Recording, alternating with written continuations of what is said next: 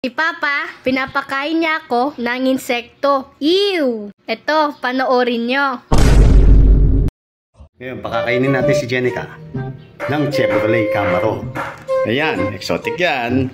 Yan ha, sa mga batang 90s at saka sa mga taga-probinsya, isa sa mga masarap ito at paborito ng mga taong bayan. Oh, kainin mo! Napapahurong siya. Ah! Ah! Dali! Ang lasa. Pagkain ng totoong tao yan. Walang halong kemikal. At masustansya, high in protein yan. Ayan. O, di ba? Ay! Wag puro Camaro. Wag puro fast food. Kumain ka rin nito. Naku, masustansya. The best panalo.